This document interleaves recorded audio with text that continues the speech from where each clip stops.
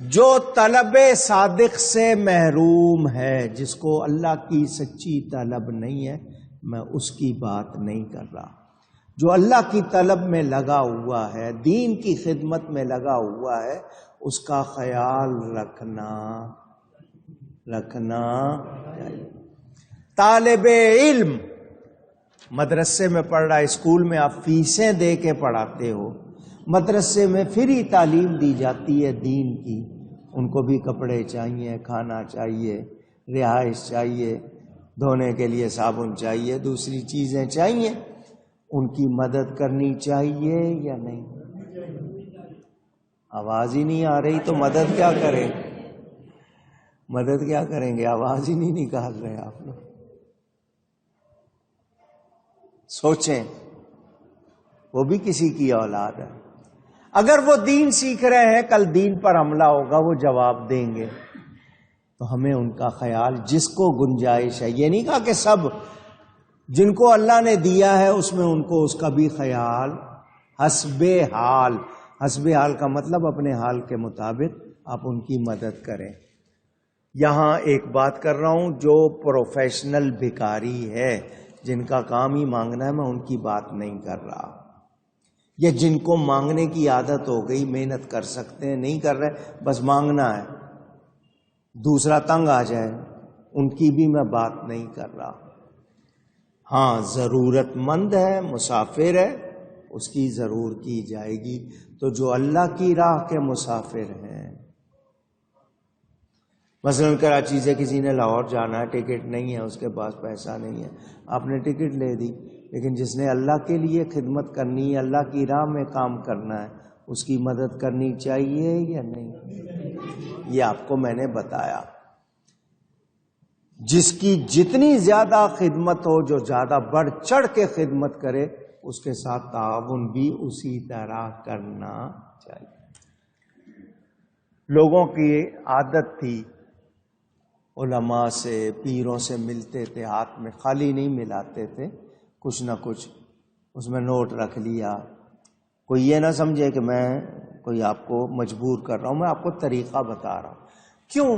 یہ جو طبقہ ہوتا ہے نا دیندار، یہ خوددار ہوتا ہے، مانگتا نہیں ہے، ان کی بھی ضرورت ہے، ان کے بھی بچے ہیں، ان کے بھی گھر ہیں، بیمار ہوتے ہیں، دوا لینی پڑتی ہے، تو یہ گھٹیں نہیں جی نہیں ہے۔ تو آپ اگر ان کے ساتھ حسن سلوک کریں گے تو بتائیے، یہ اپنے کام میں زیادہ دلچسپی لیں گے یا نہیں لیں گے؟ طالب علم کو آسانی ملے گی، وہ زیادہ دیر توجہ سے پڑھے گا، بھوکا ہوگا تو سبق یاد کرنا مشکل ہوگا یا نہیں ہوگا؟ تو ہمیں کمزوروں کا خیال رکھنا۔ ہاں، اچھا، پیر صاحب بناوٹی ہیں، جعلی ہیں، کاروباری ہیں، اشتہاری ہیں، تمہارا یہ کام نہیں ہوگا، بکرا دینا پڑے گا اس کو، گھر میں بچوں کو کھلانے کے لیے ایک بوٹی نہیں ہے، وہ پیر کو بکرا دے دیتا ہے قرض لے کے۔ ایسے پیر ہرگز پیر نہیں ہیں، یہ لوگ سارے منگل ہیں۔ پیر اونچی کہو، او جی تمہارا او ہو تم پہ تو بہت کاروائی ہوئی ہے، اتارا کرنا ہوگا، اتنے بکرے چاہیے، دیکھو قبرستان میں جا کے یہ کرنا ہوگا، یوں وہ اتنا مشکل کام بتاتے ہیں۔ اللہ اگلا کہتا ہے جی مجھ سے تو نہیں ہوگا، آپ کر دو، وہ کہیں گے ہم کریں گے تو پیسے لگیں گے، کتنے لگیں گے؟ ان کو لوٹتے ہیں، کرتے کچھ نہیں ہیں۔ اگر کرنے کے قابل ہوتے تو پھر خود اس طرح بیٹھے ہوتے۔ تو یہ جو سچے ہیں، جو دین کی واقعی خدمت کر رہے ہیں، مخلوق جن کے یہاں لنگر چل رہا ہے، لوگوں کو کھلا رہے ہیں، دین سکھا رہے ہیں، ان کے ساتھ کرنا ہے۔ مدرسے ہیں جہاں واقعی صحیح دین، صحیح عقیدے پڑھائے جا رہے ہیں، وہاں کرنا ہے۔ غلط کی مدد نہیں کرنی، کیونکہ غلط کی مدد کریں گے وہ آگے اس سے غلطیاں کرے گا، اس گناہ میں آپ بھی شامل ہو جائیں گے، پھر جب تک وہ ہوتا رہے گا آپ کو بھی گناہ ہوتا رہے گا۔ تو نیکوں کی، کمزوروں کی مدد کرنی چاہیے۔ اچھا، اب مدد کے طریقے، کچھ لوگ دکھا کے کرتے ہیں، کچھ لوگ چھپا کے کرتے ہیں. دونوں طریقے درست ہیں. دونوں طریقے کب؟ وہ بھی سن لو. دکھا کے اس لیے دینا کہ دوسروں کو بھی ترغیب ہو، دوسرے بھی کریں تو ایسا دکھانا جائز ہوگا تاکہ دوسرے بھی کریں. اور دکھانا اس لیے کہ نہیں مجھے دیکھیں لوگ میں اتنے دے رہا ہوں، پھر جائز نہیں، پھر جائز پھر ضائع ہو جائے گا. چھپا کے دینا، دائیں ہاتھ سے دینا بائیں ہاتھ کو خبر نہ ہو کتنے دیے، یہ اور اچھی بات ہے، مگر اس کا مقصد بھی احسان کرنا نہ ہو، مقصد ہو اللہ کی رضا. کیا ہو؟ اونچی گئی ہے نا، اللہ راضی ہو جائے. یا اللہ تو نے دیا، شکر، مجھے مانگنے والا نہیں بنایا، تو نے دینے والا بنایا. شکر کرے، تھوڑا دے، بہت زیادہ نہیں دے رہا، تھوڑا دے مگر خوش دلی سے دے، اچھی طرح دے. مسافر کو، نادار کو، کمزور کو، طالب علم کو، کسی اللہ والے کو، کسی مستحق کو، تو ایسوں کا ہر طرح سے خیال رکھنا ضروری ہے. میں یہ مسئلہ آیا اس لیے بتا رہا ہوں. کشف الاسرار میں ایک بات لکھی ہوئی ہے، وہ بھی سن لیجئے. دینی رشتہ داروں کی خبرگیری، خبرگیری کا مطلب ان کا حال پوچھنا، ان کے بارے میں خبر رکھنا کہ کس حال میں ہیں، نسبی رشتہ داروں کی بنسبت زیادہ ضروری ہے.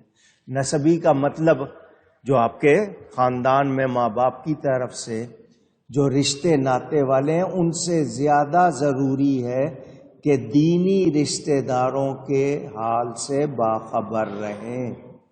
کیوں؟ نسبی رشتہ داروں سے انقطاع کٹ ہو جاتا ہے کسی نہ کسی وجہ سے، لیکن دینی قرابت والوں سے انقطاع ممکن نہیں ہے. اب ایک بات یہاں آئی گئی ہے تو سنا دوں. حضور صلی اللہ علیہ وسلم کا ارشاد، قیامت کے دن کل نسب و سبب ینقطع الا نسبی و سببی. قیامت کے دن سارے رشتے ناطے کٹ جائیں گے، سارے رشتے ناطے کٹ جائیں گے سوائے میرے رشتے ناطے کے. نبی کے رشتے ناطے نہیں کٹیں گے. اب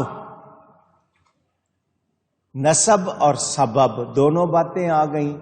نبی سے ہمارا کون سا رشتہ ہے؟ پوچھ رہا ہوں آپ سے، خاندانی ہے یا دینی ہے؟ محبت سے کہیے دینی. تو پھر دینی رشتہ زیادہ اہم ہوا یا نہیں ہوا؟ دوسرا رشتہ کٹ سکتا ہے مگر یہ رشتہ کٹ سکتا نہیں. تو نبی پاک صلی اللہ علیہ وسلم نے فرمایا میرے رشتے ناطے نہیں کٹیں گے. کیا مطلب؟ جو مجھ سے جوڑے گا جڑا رہے گا، جو میرا ہو جائے گا میرا رہے گا. خاندانی اہل بیت کی شان اولاد کی تو بہت بڑی ہے، لیکن اس آیت کے تحت جو نبی کے سچے غلام، نبی کے سچے وفادار، نبی کے سچے چاہنے والے، حضور نے فرما دیا وہ بھی جڑے رہیں گے، وہ کٹنے والے نہیں. تو جو اللہ کی طرف منہ رکھتا ہے، اللہ کے نبی کی طرف منہ رکھتا ہے، اللہ کی رضا چاہتا ہے، اس کا خیال زیادہ رکھنا چاہیے. میں اور آپ غفلت میں ہوتے ہیں. غفلت کا مطلب توجہ نہ رہنا، توجہ ہٹ جانا. مگر اللہ والوں کی اللہ سے کبھی توجہ ہٹتی نہیں. انہیں ہر لمحے اللہ کی یاد لگائے رکھتی ہے، کام میں اللہ کی یاد میں لگے رہتے ہیں. یہ ذکر نکلا ہے، اس پہ کچھ باتیں محبت سے کر رہا ہوں. آپ نے اصحاب صفہ کا نام سنا؟ صفہ صوف سے بنا ہے، موٹا کپڑا، گرم کپڑے کو بھی کہتے ہیں، اون کو بھی کہتے ہیں. اسی سے لفظ صوفی بنا ہے. خالص یہ 70 صحابہ تھے. کتنے؟ ان کے پاس ٹھکانہ نہیں تھا. نبی پاک کے دروازے کے سامنے بیٹھے رہتے تھے. حضور صلی اللہ علیہ وسلم کے دروازے کے سامنے. ان میں سے کسی کے پاس 2 کپڑے ورنہ 1 کپڑا. کسی کے پاس 2 کپڑے تھے ورنہ 1 کپڑا. وہی پہننا وہی اوڑھنا. 2 کپڑے بھی نہیں. کچھ مل جاتا تھا تو کھا لیتے تھے, کسی سے مانگتے نہیں تھے. حضور صلی اللہ علیہ وسلم ان کا بہت خیال رکھتے تھے, کیونکہ یہ ان کے پاس گھر نہیں تھا, سامان نہیں تھا, مگر یہ لوگ اللہ کے لیے تھے. کس کے لیے؟ اونچی, بس ہر وقت عبادت کرنا. اور ان کی عبادت کیا تھی؟ نماز, روزہ, قرآن اور نبی کا دیدار. نبی کا دیدار. تو ان کا حضور صلی اللہ علیہ وسلم خیال کرتے تھے. آپ نے واقعہ سنا ہوا ہے نا, حضرت ابو ہریرہ رضی اللہ تعالیٰ عنہ, وہ بھی ان 70 میں سے ایک تھے. کہتے ہیں 3 دن کا فاقہ ہو گیا. کتنے دن کا؟ اونچی کہیے گا. کچھ بھی کھانے کو نہیں ملا, بس پانی ہوتا تھا گھٹ بھر لیتے تھے. 3 دن کا فاقہ ہو گیا, بھوک سے برا حال.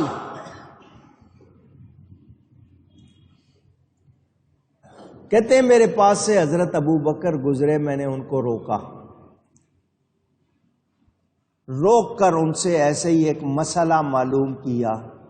مسئلہ مجھے آتا تھا, میرا مقصد تھا کہ یہ میری شکل دیکھیں گے, میری آواز کمزوری دیکھیں گے تو ان کو خیال آ جائے گا شاید مجھے کچھ کھلا دے. مانگا نہیں. حضرت ابو بکر نے ان کے سوال کا جواب دے دیا, ان کی طرف دھیان نہیں دیا, وہ چلے گئے. حضرت ابو ہریرہ کہتے ہیں میری امید ٹوٹ گئی. میری امید, میں نے سمجھا تھا شاید یہ توجہ کریں گے. تھوڑی دیر میں حضرت عمر آئے, میں نے ان کو بھی روک لیا, ان سے بھی ایک بات پوچھی. وہ بات مجھے آتی تھی, مقصد یہ تھا کہ شاید یہ میری طرف دھیان دے دیں. انہوں نے بھی دھیان نہیں دیا, بات کا جواب دے دیا, وہ بھی چلے گئے. میں بالکل ہی ٹوٹ گیا. کوئی پتہ نہیں کہیں سے کچھ ملے گا یا نہیں ملے گا. آپ کہتے ہیں میری امید بالکل ٹوٹ گئی. میں اسی ٹوٹی امید کی حالت میں تھا, حضور تشریف لے آئے صلی اللہ علیہ وآلہ. حضور کے ہاتھ میں ایک پیالہ تھا, اس میں دودھ تھا. کیا تھا؟ فرمایا ابو ہریرہ بھوک لگی ہے؟ جی حضور بہت لگی ہے. فرمایا تو بھی آ جا اور باقی 70 کو بھی لے آ. تو بھی آ جا اور باقی 70 کو بھی. حضرت ابو ہریرہ سوچنے لگے, ایک پیالہ دودھ کا تھا, حضور مجھے دے دیتے, میں پی لیتا. میں نے 3 دن سے کچھ نہیں کھایا پیا تھا تو میرا کچھ آسرا ہو جاتا. اب ایک پیالہ ہے, حضور کہہ رہے ہیں باقی 70 کو بھی لے آ. صحابی تھے, ان کا جو حضور کا حکم ہے وہ پورا کرنا ہے. انہوں نے 70 کو اشارہ کر دیا, حضور نے بلایا. آ گئے سارے. نبی پاک صلی اللہ علیہ وآلہ وسلم نے حضرت ابو ہریرہ کو پیالہ دیا. لے ابو ہریرہ یہ دائیں طرف سے شروع کر. کبھی کو کھانا شروع کرنا ہو تو کس طرف سے؟ جو پہلے دائیں طرف بیٹھا ہو سب سے پہلے اس کو دینا چاہیے. اگر کوئی اللہ والا کوئی بزرگ بیٹھا ہو تو پھر اس سے شروع کرنا چاہیے. حضرت ابو ہریرہ پھر سوچنے لگے, حضور پہلے مجھے کہہ دیتے, پہلے میں پی لیتا, اب یہ پیے گا پتہ نہیں کتنا پیے گا. حضور نے فرمایا دو, دیا تو حضرت ابو ہریرہ دیکھ رہے ہیں کتنا پی رہا ہے. میرے نبی سب کچھ جانتے ہیں. حضور نے فرمایا ابو ہریرہ اس کو کہ جتنا پینا ہے پیے, جتنا پی سکتا ہے پیے, جتنا پینا ہے. حضرت ابو ہریرہ فرماتے ہیں اس نے پیا جتنا پی سکتا تھا. جب پیالہ دیا وہ اس میں دودھ اتنا کا اتنا تھا. سب کو پلا کے حضور نے فرمایا ابو ہریرہ اب تو پی لے. حضرت ابو ہریرہ فرماتے ہیں میں 3 دن کا پیاسا بھوکا, میں نے اتنا پیا اتنا پیا اتنا پیا, ناخنوں تک سیراب ہو گیا, گنجائش نہیں رہی اور پینے کی. حضور نے فرمایا لا پیالہ مجھے دے دے. حضور نے لے کے اس کو ختم کر دیا. خیال رکھا یا نہیں رکھا؟ ایک پیالے میں 70 کو پلا دیا اور کم ہوا. کیوں جناب ابو ہریرہ کیسا تھا وہ جام شیر. اعلی حضرت امام اہل سنت ترجمانی فرماتے ہیں کیوں جناب ابو ہریرہ کیسا تھا وہ جام شیر جس سے 70 صاحبوں کا دودھ سے منہ پھر گیا. اللہ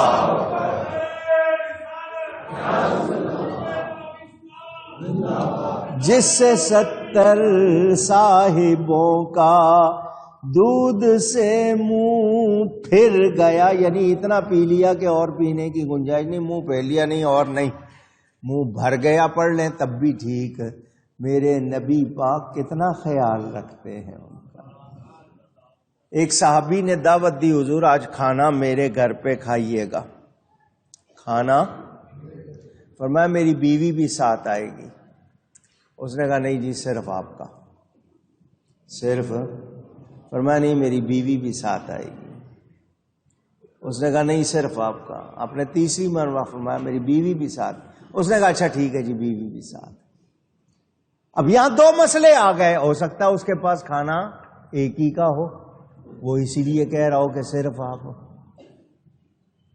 ایک طرف تو یہ بات سمجھ آتی ہے، دوسری طرف حضور کہہ رہے ہیں نہیں بیوی بھی ساتھ آئے گی. تو کیا وجہ تھی 3 دن سے حضور صلی اللہ علیہ وسلم نے کچھ کھایا پیا نہیں تھا کہ میں دعوت کو چلا جاؤں اور بیوی بھوکی رہے؟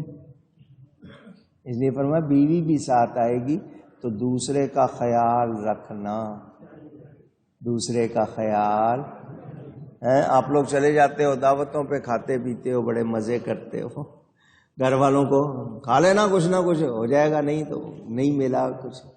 خیال رکھنا جتنا کوئی قریب ہے دینی لحاظ سے یا خاندانی لحاظ سے، خیال رکھنا. اب یہاں ایک واقعہ یاد آیا، اگر مجھے کوئی یاد دلائے گا اگلے جمعے انشاءاللہ سناؤں گا. ہم نے کیا سیکھا کہ ہمیں اللہ کی رضا چاہیے. کیا چاہیے؟ اللہ کی. اللہ تعالی ہمیں اپنی رضا عطا فرمائے. گفتگو میں مجھ سے کہیں کوئی غلطی ہوئی ہو اللہ تعالی اس کے رسول صلی اللہ علیہ وسلم کی بارگاہ میں توبہ کرتا ہوں. وآخر دعوانا ان الحمد للہ رب العالمین.